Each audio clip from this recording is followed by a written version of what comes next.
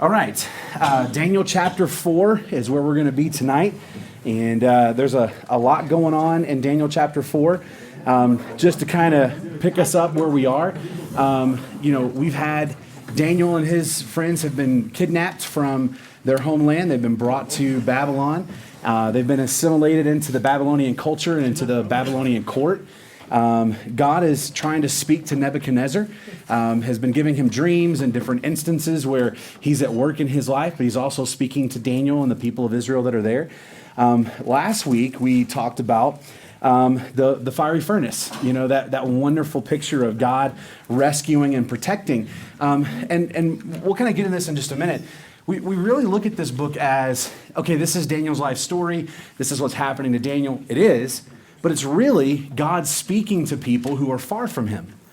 And so God has been speaking to Nebuchadnezzar, and he's been speaking to the Babylonian people, and we're going to see that again tonight. So right after all of this stuff happened, what we're going to see in chapter 4 tonight, Nebuchadnezzar has another dream. And in his dreams, God doesn't hold back. God is confronting him and challenging him and calling him. And so we're going to see that again tonight. But that's where we're going to start, is in Daniel chapter 4. So if you're new, we've got handouts on both tables over here. You can follow along with us. If you have questions or comments, please don't hesitate to stop me. We're in no rush to move through this stuff really quick. We want to make sure to discuss and all that kind of good stuff. So I will warn you, we're going to have to read a good little bit, okay? And so I'm going to read fast so that we can come back and deal with it, okay? So let's start in Daniel chapter 4. Nebuchadnezzar, the king, to all the people, nations, and men of every language that live in the earth, may your peace abound. It has seemed good to me to declare the signs and wonders which the Most High God has done for me. How great are his signs, how mighty are his wonders. His kingdom is an everlasting kingdom, and his dominion is from generation to generation. I, Nebuchadnezzar, was at ease in my house and flourishing in my palace. I saw a dream, and it made me fearful. And these fantasies, as I lay on my bed, and the visions in my mind kept alarming me. So I gave orders to bring into my presence all the wise men of Babylon, that they might make known to me the interpretation of the dream. Then the magicians, the conjurers, the Chaldeans, and the diviners came in, and I related the dream to them, but they could not make its interpretation known to me. But finally, Daniel came in before me, whose name is Belteshazzar, according to the name of my God, and in whom is the spirit of the holy gods, and I related the dream to him, saying, O Belteshazzar, chief of the magicians, since I know that a spirit of the holy gods is in you, and no mystery baffles you, tell me the visions of my dream which I have seen, along with its interpretation. Now these were the visions in my mind as I lay on my bed. I was looking, and behold, there was a tree in the midst of the earth, and its height was great. The tree grew large and became strong. Its height reached the sky. It was visible to the end of the whole earth. Its foliage was beautiful, and its fruit abundant, and in it was food for all. The beasts of the field found shade under it. The birds of the sky dwelt in its branches, and all living creatures fed themselves from it. I was looking in the visions in my mind as I lay on my bed, and behold, an angelic watcher, a holy one, descended from heaven. He shouted out and spoke as follows: Chop down the tree and cut off its branches. Strip off its foliage and scatter its fruit. Let the beast flee from under it and the birds from its branches. Yet leave the stump with its roots in the ground. But with a band of iron and bronze around it and the new grass of the field, let him be drenched with the dew of heaven. Let him share with the beast in the grass of the earth. Let his mind be changed from that of a man, and let a beast's mind be given to him. Let 7 periods of time pass over him. This sentence is by the decree of the angelic watchers, and the decision is a command of the holy ones, in order that the living may know that the Most High is ruler over the realm of mankind, and bestows on it on whom he wishes, and sets over it the lowliest of men. This is the dream which I, King Nebuchadnezzar, have seen. Now you, Belteshazzar, tell me its interpretation, inasmuch as none of the wise men of my kingdom is able to make known to me the interpretation, but you are able, for a spirit of the holy gods is in you. Then Daniel, whose name is Belteshazzar, was appalled for a while as his thoughts alarmed him. The king responded and said, Belteshazzar, do not let the dream or its interpretation alarm you. Belteshazzar replied, My lord, if only the dream applied to those who hate you, and its interpretation to your adversaries. The tree that you saw, which became large and grew strong, whose height reached to the sky and was visible to all the earth, and whose foliage was beautiful and its fruit abundant, and in which food was food for all, under which the beasts of the field dwelt, and in whose branches the birds of the sky lodged, it's you, O king. For you have become great and grown strong, and your majesty has become great and reached to the sky, and your dominion to the end of the earth. In that the king saw an angelic watcher, a holy one, descending from heaven and saying, chop down the tree and destroy it, yet leave the stump with its roots in the ground, but with a band of iron and a band of bronze around it, and the new grass of the field. Let him be drenched with the dew of heaven. Let him share with the beasts of the field until 7 periods of time pass over him. This is the interpretation, O king, and this is the decree of the Most High, which has come upon my lord the king, that you be driven away from mankind, and your dwelling place be with the beasts of the field. And you be given grass to eat like cattle, and be drenched with the dew of heaven, and 7 periods of time will pass over you until you recognize that the Most High is ruler over the realm of mankind, and bestows it on whomever he wishes. And in that it was commanded to leave the stump with the roots of the tree. Your kingdom will be assured to you after you recognize that it is heaven that rules. Therefore, O king, may my advice be pleasing to you. Break away now from your sins by doing righteousness, and from your iniquities by showing mercy to the poor, in case there may be a prolonging of your prosperity. All this happened to Nebuchadnezzar the king. 12 months later, he was walking on the roof of the royal palace of Babylon. The king reflected and said, is this not Babylon the Great, which I myself have built as a royal residence by the might of my power and for the glory of my majesty? While the word was in the king's mouth, a voice came from heaven saying, King Nebuchadnezzar, to you it is declared, sovereignty has been removed from you. You will be driven away from mankind. Your dwelling place will be with the beasts of the field. You will be given grass to eat like cattle, and 7 periods of time will pass over you until you recognize that the Most High is ruler over the realm of mankind and bestows it on whomever he wishes. Immediately the word concerning Nebuchadnezzar was fulfilled. He was driven away from mankind and began eating grass like cattle. His body was drenched with the dew of heaven until his hair had grown like eagle's feathers and his nails like bird's claws. But at the end of that period, I, Nebuchadnezzar, raised my eyes toward heaven, and my reason returned to me, and I blessed the Most High and praised and honored him who lives forever. For his dominion is an everlasting dominion, and his kingdom endures from generation to generation. All the inhabitants of the earth are accounted as nothing. But he does according to his will in the host of heaven among the inhabitants of the earth. And no one can ward off his hand or say to him, what have you done? At that time, my reason returned to me, and my majesty and splendor are restored to me for the glory of my kingdom. And my counselors and my nobles began seeking me out. So I was reestablished in my sovereignty, and my surpassing greatness was added to me. Now, I, Nebuchadnezzar, praise, exalt, and honor the King of heaven, for all his works are true and his ways just, and he is able to humble those who walk in pride. Now, this is a really difficult story because what happens here is that God is basically giving a vision to someone to tell them, hey, I'm about to rock your world. And it's all because of your doing. One of the things that we hear Nebuchadnezzar, and we'll kind of unpack this as we go a little further, Nebuchadnezzar thinks he's the one that has done everything in his life. I've built this. This is my glory. It's my majesty. It's my power. And again, God has been showing him time and time and time again, he's not in control. And don't forget with the fiery furnace, one of the things that Nebuchadnezzar said last time is, there is no God that can deliver you from my hand. And what was he saying at the end of the passage last week? Only God can deliver people, right? So the first thing that I want us to think about, and I really want you to think about this, and I'm going to ask you a couple of questions, but have you ever noticed how God is reaching out to Nebuchadnezzar in the book of Daniel? Have you ever noticed that before? There was a lot of years that I read the book of Daniel, and it was always, let's jump to prophecy. Let's jump to, when are we going to talk about Jesus and the kingdoms and all that end time stuff? And we miss the whole point that one of God's primary purposes in the life of Daniel is to speak to Nebuchadnezzar.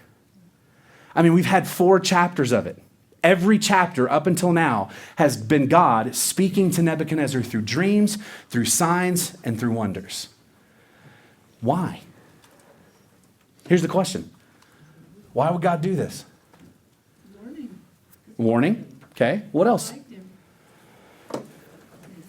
What else? Prove his sovereignty. Okay. What else? God places our leaders in the position that they're at, and God just chose to bless Nebuchadnezzar Sure. this way He did. and bring him around. He did. He did. God places leaders in the place and he oversees them. Yes. I think one of the things that we need to see in this, all that's true, but I think one of the things that we need to see in this is that God really loves all people and wants them to come to the truth. Right. Yeah. Now, if you'd gone to the average Israelite who was living in Babylon in slavery and asked them, do you think Nebuchadnezzar should be saved? What do you think they would say? No. Burn that guy down, right? One of the things that's happening here, and this is important, is that you see God working through very difficult and tragic situations to reach out to someone and say, I love you, and I want you to come to the knowledge of the truth. He's trying to bring this guy, trying to bring Nebuchadnezzar to the knowledge of who he is, because think about this. If the king turns and the king repents and he begins to follow God, what do you think happens in the nation of Babylon? Yeah. What happened in Nineveh? Do you remember what happened in Nineveh? Same thing. Jonah came to Nineveh and he said 40 days and God's going to bring judgment unless you repent. And it says it started with the king. The king repented, and from the king all the way down, they repented.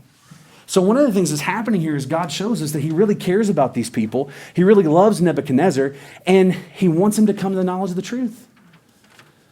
God's just basically saying here, listen, I'm not going to leave you to your sin. I'm not going to leave you to the horrible things that you're doing and let you think that that's okay. I want you to know it's not. And the reason I want you to know it's not is I want you to come to the knowledge of the truth. But why would God do this? Daniel is a book for all the people. Daniel is a book for people who are far from God. So they can find themselves in here and say, yeah, I've been like Nebuchadnezzar. I may not have murdered people. I may not have kidnapped people. I may have not waged war, but I've lived like him.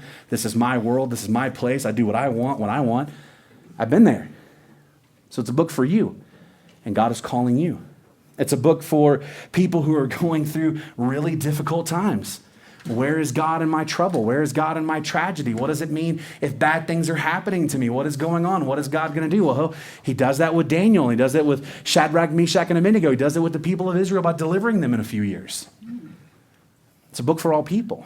This is one of these things where God is revealing himself to us, or he's really revealing himself to everyone involved. And here's the thing. How amazing it is that we are now thousands of years later, and God is still revealing himself to us. Amen. So this is a book for everybody. This isn't just for Daniel. It isn't just for Nebuchadnezzar. It's for all of us, and us included. And so one of the things that I want you to be asking yourself as we go through Daniel, and especially tonight, is, what is God trying to tell me?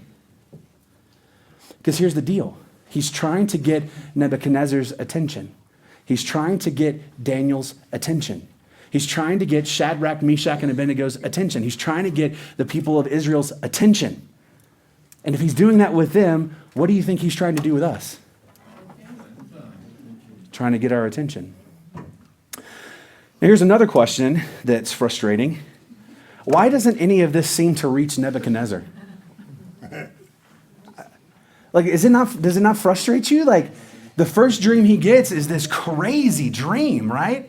And nobody can figure it out. And he has this crazy request. I want somebody to tell me what my dream is, and then I want somebody to interpret it, but I'm not going to tell you anything about it. Right? Remember we talked about that, how stupid that is? Oh, and if you can't do it, what am I going to do? I'm going to kill you and your family, and I'm going to burn your house down. Right? And then God tells him. Nothing happens. Chapter 2, same thing.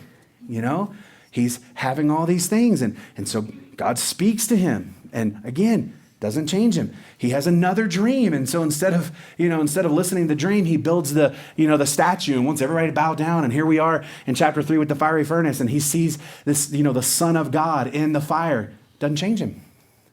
So one of the things that we have to really deal with here is he seems to understand. He seems to begin to understand some things about God. Like we'll hear him say, oh, well, only this God can save. There's no other God that can save. I've never seen this before. He seems to say, like in the first time his dream is revealed to him, he'll say, well, only this God understands dreams because there's no other God that's ever revealed dreams to me. But it never shows up in his life.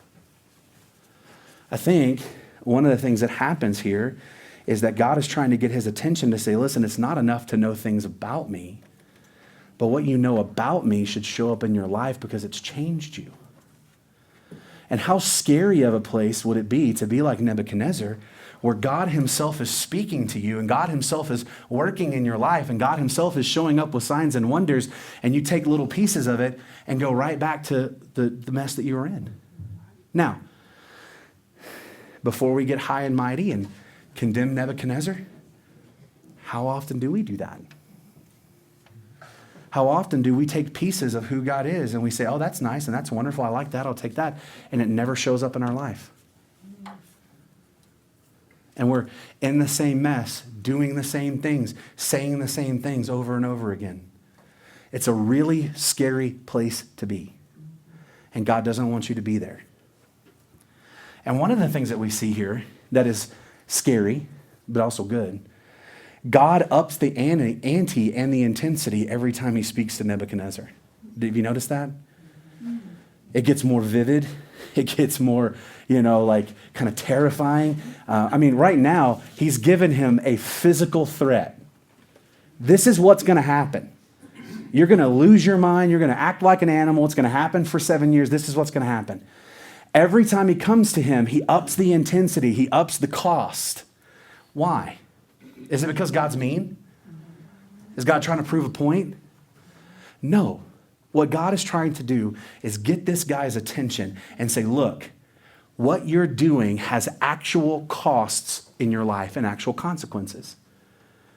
And I'm just going to bring those consequences to bear so you recognize that the way that you're living is wrong. Now, like Nebuchadnezzar, none of us like that. In fact, Daniel's already told him 2 or 3 times he's going to be judged, and he's just like, cool. As long as everything's good right now, I'm good, man. Let's just keep doing what we're doing. I don't have to change. Everything's great. In fact, look at how it starts. Look at chapter 4, verse 1, where we started. He says, he wanted to talk about how it seems good to him. Look at verse 4. I, Nebuchadnezzar, was at ease in my house and flourishing in my palace. I was at ease and flourishing. One of the things that we need to see as we read chapter 4, and I hope you catch this, is this whole entire chapter was not written, it was written by Daniel, but he was writing it from what Nebuchadnezzar had experienced. This was written from the perspective of someone who was far from God. Like we're getting Nebuchadnezzar's experience of God speaking and working in his life. And so it makes me think of a question, and I want you guys to think about it. What does it look like and feel like to be pursued by God? Do you remember? Isn't it crazy that we come to faith in Jesus and we just forget all of that stuff before? We just completely forget how ridiculous we were and how bad we were and how God had to speak and call and move and work in our life. Isn't it crazy? But here's the thing. We get a first-hand account by someone who's far from God to say, this is what God did. This is what it looked like. This is what it felt like. This is how God spoke. And we shouldn't be surprised by this. We shouldn't be surprised that a lost person knows what it feels like to be lost. There was a song that I fell in love with. It was in the late 90s, early 2000s. It was by a group, you guys probably don't know them, Evanescence. Great song, is on the radio, on the top of the charts. It was called Wake Me Up Inside. And there was this whole thing going around that they were actually undercover Christians, and they had written this song because the whole lyrics of the song was, I feel dead. I feel separated. I feel alone. Wake me up. Wake me up inside and give me the love that I need and all these kind of things. And so we as Christians hear that and go, man, that sounds exactly like what it meant before I was a Christian. And God had to wake me up. And so they were going along. This is a Christian band. Well, they asked them on MTV one night, are you a Christian band? I can't repeat what the lead singer said. A lot of expletives to say, no, we are not Christians. But here's the thing. We shouldn't be surprised that lost people know what it feels like to be lost. And so Nebuchadnezzar is kind of speaking and showing you what it's like to be lost and what it's like for God to come after you. And so here's the thing. God is confronting him. Every dream, every sign, every wonder is confronting Nebuchadnezzar for who he is and who he thinks he is. And we talked about last week, who does Nebuchadnezzar believe he is? Yeah, not a God, the only God. Like, he doesn't worship the gods of his country. Now he said, I named you Belteshazzar by the name of my God. He doesn't really worship those gods. But he's confronting him. He's confronting him with his failures. He's confronting him with his lack of relationship with anyone and with God. He's confronting him with his arrogance. He's confronting him by saying, you aren't God. And here's the thing. We've all been there. What I hope happens tonight as we read through this and you see how God confronts him, maybe there's something from your past where you go, oh, I remember that. I remember when God showed me that I can't be arrogant anymore because I'm not as great as I thought I was. Or I remember the time when I recognized the world didn't revolve around me. It was a liberating day. I remember the time when I recognized that I'm not God. And so what I want you to see tonight is this is coming from the perspective of someone who's far from God, and God is pursuing him, and God is speaking through Daniel to him. And here's the great thing. This is most likely written after Nebuchadnezzar's return to sanity.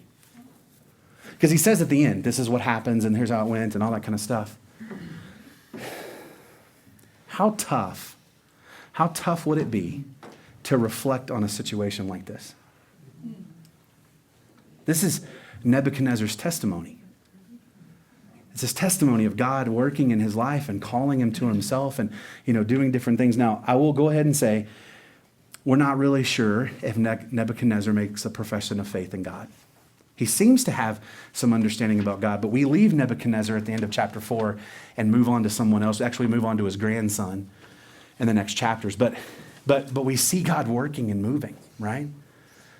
So here we have this where, do you ever reflect back on who you were before God? Yeah.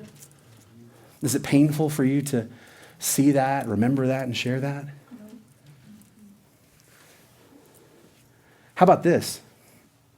Coming back and revisiting this time and having to share it with his people, and this was a public deal. Like, what you're going to find out, this wasn't a private thing that Nebuchadnezzar dealt with. He lost his throne. He lived out in the woods. He looked like Ted Kaczynski in The Cabin, if you guys know who the Unabomber is. He looked like Ted Kaczynski, crazy hair and crazy long fingernails. Everybody saw it. But they also saw him come back to his senses. I want you to think about this. As you reflect on times in your life where basically you were kind of turned over to yourself and you did all these kind of things and then God rescues you. When you think about these things, does it soften your heart toward God or does it make it tougher? I'll be honest, there's been some times in my life where things have happened and I have kind of gone out in my own wilderness and done my own thing, and God brings me out of that. And the first little bit is kind of tough. Why did you do this? Why did you allow this? Why did I have to go through so much? But when we really look at this and we kind of unpack it and watch what happens here, it should soften our heart to God to recognize that in all of this, not once during the 7 years does his kingdom get taken away. Does he get assassinated? Does any of the promises that God makes to him fail? God watches over him. God keeps him. God provides for him so that God can bring him back. And so one of the things that happen is we look on these moments, and same thing for Daniel. As Daniel's recounting this story, I'm sure Daniel's thinking about the time when he got stolen and kidnapped from his family and brought to Babylon. I'm sure he thought about the time where he's going to get thrown in the lion's den. I'm sure he thought about all of these different things. And at first it can feel a little bit raw and tough, right? But it should soften us to say, look at who God is. Look at what he's done. Look at the control that he has. So all this happens. And we kind of flash back now to Nebuchadnezzar kind of giving us a first-person account of what happens. And I love this. He says in verse 2, "It seemed good to me to declare the signs and wonders which the Most High God has done for me." And then he says, How great are his signs, how mighty are his wonders. His kingdom is an everlasting kingdom. His dominion is from generation to generation. He wanted to declare the sovereignty of God to all nations and all people. He has been touched and moved in such a way where he says, I've got to share this with people. I've got to tell people what's happened in my life. And I get that because I feel the same way. I don't understand where we come into the church and pretend like we have no history before we met Jesus. And parents, listen, that is not a good stance to take with your kids. I love my parent. My mom told me she was perfect. She never did anything wrong. And as a kid, that didn't help me connect to her, right? Because I was not perfect. Not at all. But I don't know why we as Christians act like we have no history before Jesus. One of the great things that we need to be sharing with people is how God has brought us and delivered us out of the darkness into the light. And that's what Nebuchadnezzar wants to do. Hey, I want to tell everybody about this God. Here's what he says. The Most High is capable of amazing signs and wonders. No duh. But how often do we forget that? We love to look at Nebuchadnezzar and we love to kind of take it out on him and think, well, you should have known better and you should have. What about us? When we get the bad news of the doctor, or we're having trouble in our marriage, or our kids aren't doing the things that we think that they should do, or we're struggling economically, or we're worried about what's happening in the world, and so we spend all this time and energy and worry and fear and bitterness and doubt, and what's going to happen? Well, what's going to happen is God can do whatever God wants to do. Amen. He is the Most High. And I really like this name, and I'm glad that Nebuchadnezzar kind of understands God in this way, because God is the Most High.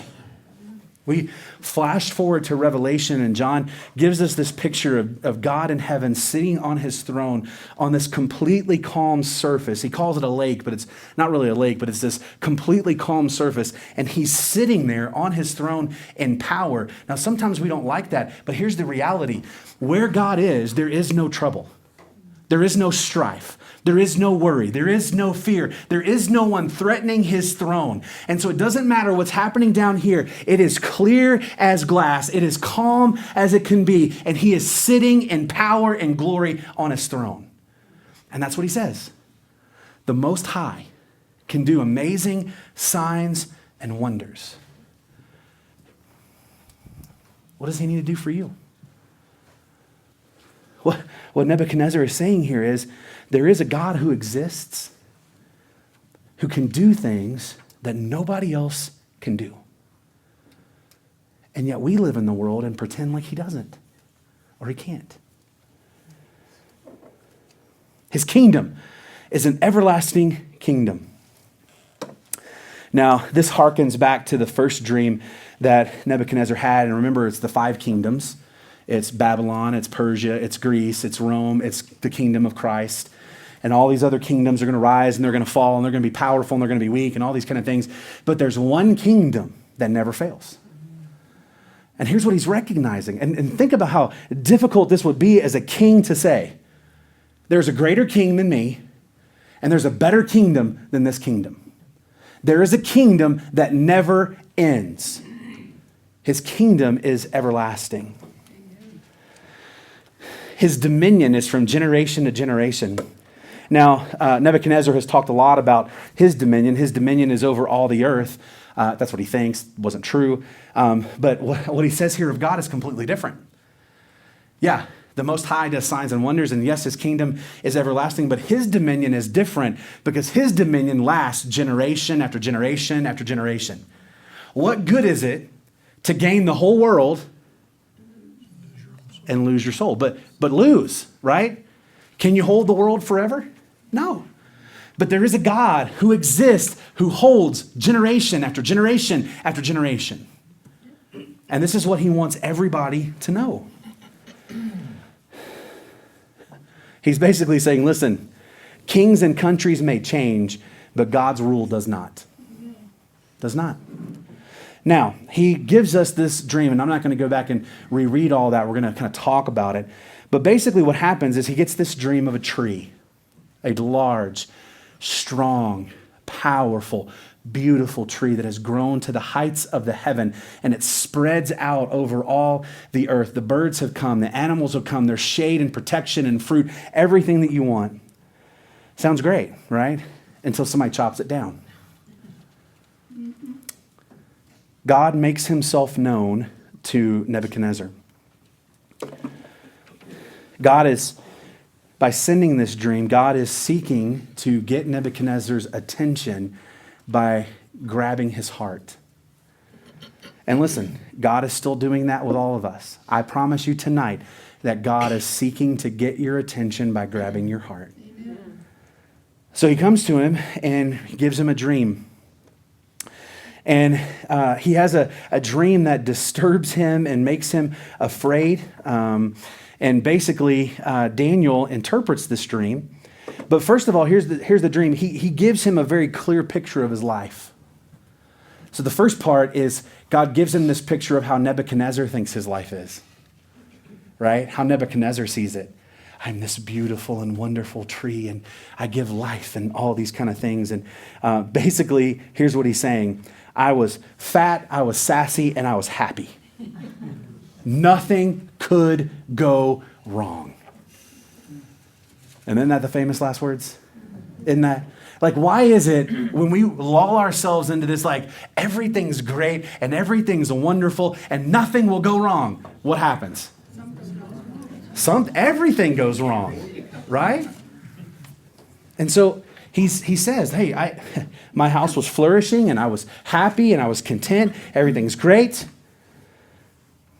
Now, God gives him this vision. He gives him this dream, and it's pretty powerful because the vision he gives him of the tree was very important.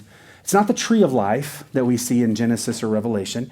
It's the tree. Babylonians looked at trees as very sacred to them. The tree was a symbol of paradise. And what Nebuchadnezzar had thought is that he has built this paradise. Now, listen, if you've heard depictions of Babylon, architecturally, these people were amazing. They did all sorts of crazy. They had hanging gardens. They brought, they lived in the desert. They brought water in. They had all these massive gardens and animals. And it literally was like a paradise, right? And that's what he thought. I have created paradise. I am the King of Kings. I am the Lord of Lords. I'm the God of gods. I have created peace in my time, peace on earth. Everything is great. And everybody comes to me and I protect them and I provide for them. Dude had an ego. If you and him were trying to walk through the door, you wouldn't be able to get through. His ego shows up 30 minutes before he gets there to places. But he had built this paradise, but here's the problem. This paradise was built without God. And so God basically says, okay, it's now time to attack who you are and to show you who you are. Now, what we get is in his dream, it says a holy watcher comes down from the angels or from the holy ones. And I want to hit this real quick because there's a lot of people out there who have this idea that there's like a heavenly council and God sits on the throne of the heavenly council. And so then there's like angels and there's heavenly hosts and there's other gods. And it's like this huge God committee that gets together and talks and God kind of oversees that. That's just bunk. It's just ridiculous. This is what Nebuchadnezzar thought, that there's this council of gods, and they're coming down to look at what I do. Now, I think, to me, and this is just my opinion, and a quarter will get you nothing else, okay? This is my opinion. What he just saw in form, physical form, the Son of God, he's now seeing again in his vision this heavenly watcher coming down. And who watches us in the heavens? God does. God himself is coming down to bring judgment to this guy. And what does he say? Chop down the tree. Now, I want you to stop for just a second and put yourself in Nebuchadnezzar's shoes. How would you feel if God, the God most high, the God who delivers, the God who speaks, the God who reveals dreams, comes and says, it's time to wreck your life? How would you feel about that? Would you be a little upset? Probably. And listen, hey, Haven't we all experienced that? Hasn't God come down at some point in our life? And this is what salvation is. God comes down at some point in our life and he wrecks our life and says, no more. This isn't going to work anymore. Ricky? Yeah, when we accept Christ, he does not promise us that we will be free from trials. That's right. I think it's actually the opposite. I think we have trials to see how we handle up to it. Yes. Now you have to understand that he's not a Christian at this point. Right. And so the Holy Watcher comes down, he chops down the tree, and basically what happens is he's bringing judgment against his arrogance and his pride. And every time I've read this, and I think it's just because it's one of my favorite stories, every time I read this and him chopping down the tree, I think of the Lorax. Do you guys remember the Lorax? I remember I was like 5 or 6 years old. We had day camp at my home church, and we would go to Cedars of Lebanon State Park, and they had this like kind of environmental thing where you could go. It was like a museum, and they would show the Lorax, and we would go watch it. And I remember as a kid, I was devastated. And when in that scene where you hear the chop, chop, chop, chop, chop, chop, and the last tree falls, right? And the Lorax leaves. Devastation. Like at 5 and 6, like that devastated my world. I was like, this is the craziest thing I've ever seen. That's what's happening to Nebuchadnezzar. Everything that he had put his faith and his hope and trust in was collapsing, was coming down. And so the tree is destroyed. He's stripped of everything. Now, this is important as we look at this. The tree is stripped of everything. I think for Nebuchadnezzar and I think for us, one of our biggest fears is that that's what God's going to do in our life. You ever felt that? God, I want to serve you, but I'm afraid. What is that going to mean? God, I want to give myself to you, but what does that mean? We're afraid that he's going to strip us of everything. And what he was literally stripping Nebuchadnezzar of and what he's trying to strip us of is the things that keep us from him. Yes. The things that we substitute for relationship, that we substitute for peace, that we substitute for following him, he's trying to strip those things away. But here's the thing, even in the middle of that, and stripping it away, God places a band around the tree. The roots are not uprooted. The trunk isn't destroyed. He puts a band around it and says, even in this, I'm going to protect you. Now, we're going to get to this as Daniel interprets the dream, but this is what happens. And so what happens is Daniel interprets the dream, and as we have seen, and it's going to happen continually throughout the book of Daniel, nobody can help. He goes to his magicians and conjurers and da-da-da-da-da-da-da, and they can't help. And I always like, why do you go to them first? Like Daniel is the one that's over them. He's in charge of everything. He's already shown that God speaks to him, and you even say that. You have the spirit of the holy gods inside of you. Why go to them first? Well, I don't think that it's really that big of a secret. Why do we go to other people before we go to God first? Why? Why do we go to other people? It's not a trick question. Why? Habit. Don't want to hear what he's going to say. Let's say it louder for the people in the back. Yeah. We don't want to hear what God has to say. And so we go find everybody in our life that we want that will agree with us. Oh, you're totally right. Do exactly what you're doing. Yeah, I would do the same thing. Oh, I'd be worse. Oh, you're getting it. They're getting off easy. And so he goes. And every time he goes, they have no answer. We don't know what this means. We don't know what you can do. And finally, and reluctantly, he calls Daniel. He calls Daniel, and Daniel shows up, and he tells him what's going on. Now, he says, and now he knows, but this again shows where he's at this point. He says, oh, Daniel has the spirit of the holy God inside of him. He's got the holy gods. He's got, as opposed to the unholy gods. He's got the holy gods, and he has the power, right? Like Daniel is some kind of superhero. Well, he had it all wrong. Daniel told him in chapter 1 and chapter 2, I don't do this on my own. I don't interpret dreams because I have a special gift. I don't interpret dreams because I'm better than anybody. I interpret dreams because God tells me what the dream is. God gives me the interpretation. Now, again, he's trying to put some distance between him and God. Oh, Daniel has the power, and Daniel has the answer. No, no, no, no. The Most High God has the answer. So, I was blown away by this. I want you to look at this. As Daniel comes to give him the news, look at verse 19. Daniel was appalled for a while as his thoughts alarmed him.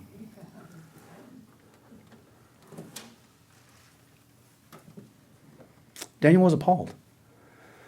In fact, he was so upset, he says, "O king, I wish this was happening to your enemies." What? Like, I thought Nebuchadnezzar was his enemy. Has Daniel compromised? Is he now, like, in love with Nebuchadnezzar? Like, why does he feel this way? It's not a trick question. I think what's happened is, as Daniel has been the conduit that God has been speaking to Nebuchadnezzar, I think Daniel's become to see Nebuchadnezzar the way God sees Nebuchadnezzar. This guy's lost in the sauce. He doesn't know up from down. This guy is a mess. And so here's what Daniel is saying. God gives him the interpretation, and before Daniel even speaks, it overwhelms him so much that he just has to stop. Like, I don't know that I really want to tell you this. Not because I'm afraid I'm going to die. I'm afraid for you. So he says, okay, let me interpret this dream for you. He says, I wish this wouldn't happen to you, but, this is what's going to happen. And so he unpacks all this stuff. The tree is you. And I'm sure Nebuchadnezzar was like, that's what I thought. I'm such a beautiful and wonderful tree. Look at me. I'm surprised that he didn't go out the next day and try to plant a tree, Like, this is going to be my tree, and we're going to worship it, right? But then you're going to get chopped down. And what's going to happen is you're going to lose your kingdom, or you're not going to be king.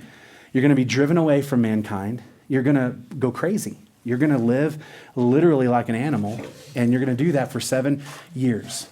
In fact, the way he talks about this is you're going to lose your mind, you're going to eat grass, and the dew, the rain, is going to be on you. So basically what happens is he does not have enough sense to come out of the rain.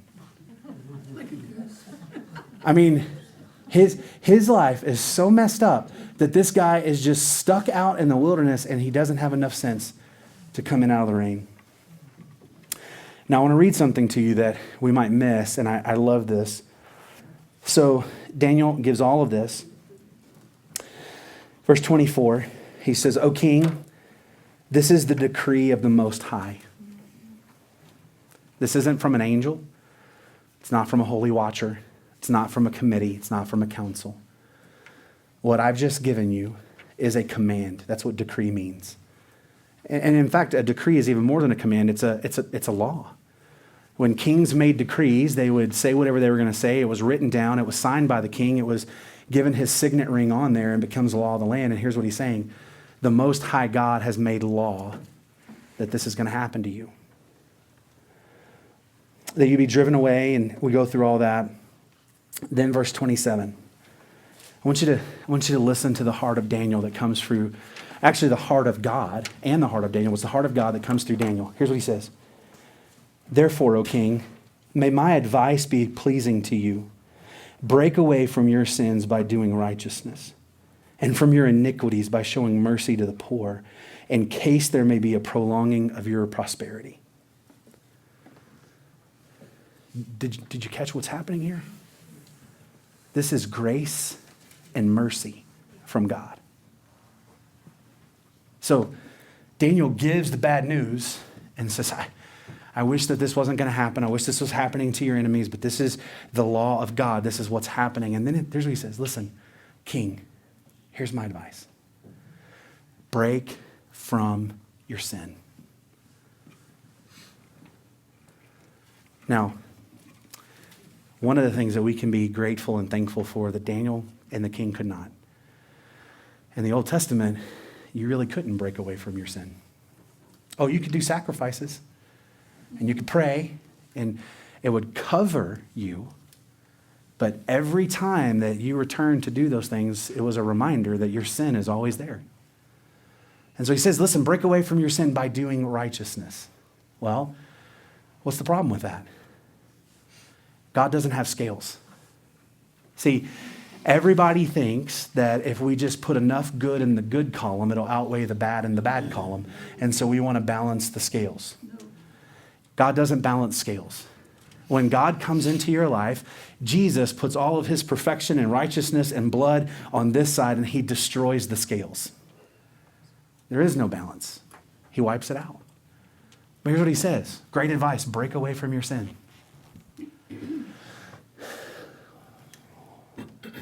One of the things that I think that God's telling us tonight, and Daniel's advice to the king is his advice to us, that if there's things that are going on in your life, break away from your sin. Do it right now. But don't do it by your own hand, and don't try so hard. You break away from your sin by Christ's righteousness, not yours. And he says, show mercy to the poor. Now, what he's saying here is, again, it's this idea of if I show these things, then it's true in my life. And the reality is, and this is what we've been talking about in 1 John, when we're connected to God and we've been transformed by God, it shows up in our life. And so here's what Daniel is saying. Make a change. Make a change right now. Break away from your sin right now. And if it shows up in your life, it's going to show up as in mercy, and you're going to have mercy to the poor. Do it now. Why? Maybe God will stay his hand. Maybe God will prolong your prosperity. Maybe God will give you a reprieve. Now, when we look at this and we think, Daniel, that wasn't in the dream. That wasn't the interpretation of the dream. Where'd that come from? Let me tell you where it came from. It came from the God that Daniel knows. Daniel was speaking with authority in this moment. Here's what he's saying. I know God. And what I know about God is if you break away from your sin and this shows up in your life, God will stay his hand. Well, I would love to tell you that that happened. But we have the fall of Nebuchadnezzar. What we find out is that a year later, God waited a year. I can only imagine the depth and the power of that conversation that Daniel and Nebuchadnezzar had. And probably this was in front of all those people that failed. It's a public deal. And Nebuchadnezzar said, I'm okay. A year later, he was walking on the roof of his palace, and he was reflecting. I don't think he was reflecting as much as he was projecting. Here's what he says. Is this not Babylon the Great that I created myself with my own hands? Is this not a testimony to my power and my glory and my majesty and how awesome? And I love how it says, while the words were in his mouth, a voice from heaven spoke. You see him upping the intensity, upping how he speaks to him. I mean, like we've had dream and sign and wonder. And so if Nebuchadnezzar's a year later thinking, man, I had some really bad pizza that night when I was talking to Daniel and had this really crazy dream. Like, I really don't know, right? Was that real? Well, guess what's real? God spoke from heaven. While he is praising himself, the Most High speaks and says, okay, here we go. And he falls. It happened a year after his dream, and my thing with this is, how in the world do you forget that something like that happens? Let me tell you how. We're really great at deceiving ourselves, because all of us have had experiences like that, and we just walk away from it and forget that it ever happened. The voice from heaven speaks to him, and it says immediately. Now, I don't know what happens. I don't know what snapped, but something changed in him, and he ran out of the palace. You can almost, this is not in the text, it's just kind of my crazy way to try to figure this out. You could almost see him tearing his clothes as he's running out of the building. Like, just mad, wild-eyed, crazy, running out of the palace and screaming and tearing his clothes. And like all of a sudden he's starting to run a little bit different. And by the time he gets out, he's down on all fours running like an animal, right? Just this amazing, like crazy transformation. And everybody's like, did you see what just happened? What's going on? And then somebody says, don't you remember? Don't you remember a year ago when they said this was going to happen? And he just loses it. And 7 years. Now, again, this is something I just think about. What do you think it would be like to live in Babylon at that time? What do you think? I mean, you are the greatest nation on the face of the earth at this time. That's what you've been told. You have basically enslaved the majority of the people of the earth. You have one of the greatest militaries at the time, and the guy who led all that is now bonkers. How do you feel? Be pretty scary, wouldn't it? Uncertain. Who's going to lead us? What's going to happen? Now, we come to his testimony. I was brought back. Verse 34, at the end of that period, I, Nebuchadnezzar, raised my eyes toward heaven, and my reason returned to me, and I blessed the Most High and praised and honored him who lives forever. Now, I want you to see something. He didn't do anything. It wasn't like he spent this, some people like to liken this as purgatory. He spent some time in purgatory to pay for his sins and come to his senses, and once he figured everything out, then God relented. No. God said it's going to happen for this long. It happened for that long. And when it was done, he woke up. Now, how crazy is that? On the dot, the day that God said it was going to happen, it happened. And he says, I look up, and I look up to heaven, and my reason was restored. And then he goes into praising God. And I want you to see a couple of things here.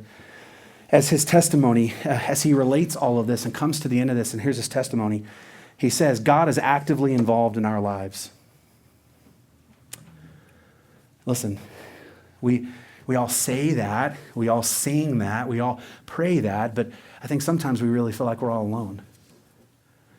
And I think many of us would say, I don't want God to be actively involved in my life the way he was actively involved in Nebuchadnezzar's life. Or how about this one? I don't want God actively involved in my life the way he was actively involved in Job's life. I don't want that. But think about the radical transformation that happened in Nebuchadnezzar because God was actively involved in his life in that way. And so here's what he's saying. There is a God. And it's not all these gods that you're worshiping. There is a God who exists. There is a God who is the Most High. There is a God who has signs and wonders and powers. And listen, he doesn't just sit up in heaven. He's not in some faraway place. He is actively involved in your life. And sometimes it's scary. And sometimes it's difficult. And sometimes it's hard, but he's there. And then listen to what he says. God restored my life and blessed my life greater than it had been before.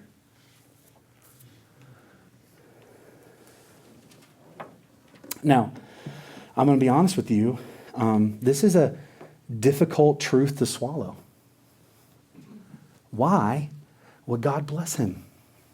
Why would God restore him? Why, when we don't really see him, say, okay, I am forsaking all other gods and worshiping you alone. I am going to let these people go. I'm going to do all these things different, like restoration. Here's what he's basically saying. God's given me back all my stuff and more stuff on top of it. Woohoo, God. Here's the thing. God did this as a testimony to him and to us. That God has the power to do what he does, but he has the power to bring us back. He has the power to restore the things that have been lost. He has the power to bless us more than ever. He has the power to transform our lives.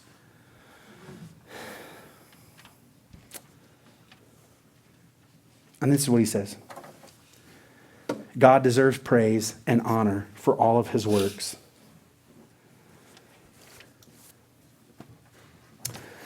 You know, I never thought I would say this, but I agree with Nebuchadnezzar. God is actively involved in our lives. God restores our lives, and blesses us beyond what we were blessed before. And because of that, God deserves all the praise, honor, and glory we can give him for everything that he does. You look throughout the Bible and you see these horrible stories.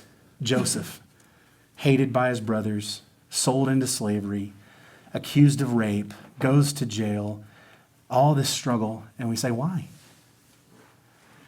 Because God loved people in Egypt and wanted to put someone in there that knew him and loved him so that he could save millions and millions of people.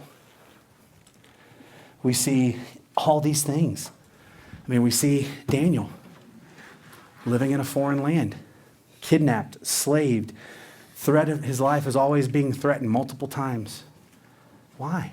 So that God could have witness to a foreign king and a foreign kingdom. In fact, we talked about this in Daniel chapter 1, that Daniel's influence on the Chaldeans, otherwise known as the Magi, was so influential that when Jesus came, who were the first people to come and worship him? The Magi. They remembered Daniel's star. We're going to hear about that in Daniel 9, 10, 11, and 12. But they remembered Daniel's star. And so one of the things that we need to hold on to, and this is really tough, is that God is actively involved in our life. God restores our lives, blesses our lives, and even in these dark moments that we don't always understand, God has a plan, God is at work, and God is going to use us and what he brings us through to bless other people and to reveal himself to them. Now, listen. I know sometimes that's cold comfort, right? Because we want God to do what he did with Shadrach, Meshach, and Abednego. We want him to get us out of the fire and get us out of the fire quick, right? We want him to close the mouths of the lions. Well, he does that. But he also gives us faith to walk through. The difference there, though, is Nebuchadnezzar put Shadrach, Meshach, and Abednego in the fire. They didn't put themselves in there. That's right. Like Nebuchadnezzar did. Right. That's right. That's right. So, any questions, any comments before we go? Okay, let's pray. Father, thank you for this opportunity that we get to be here tonight and hear your word. And I hope that there's something that we can hold on to that gives us hope and peace and joy and refreshment and life. And God, that we can see that you are actively involved and that you are the Most High. There is nothing greater than you. There's nothing more powerful than you. And you're in control and you do signs and wonders and you restore us. Father, people need to hear that. We need to hear that. So help us to believe that. Help us to live that and help us to share that. It's in Jesus' name we pray. Amen.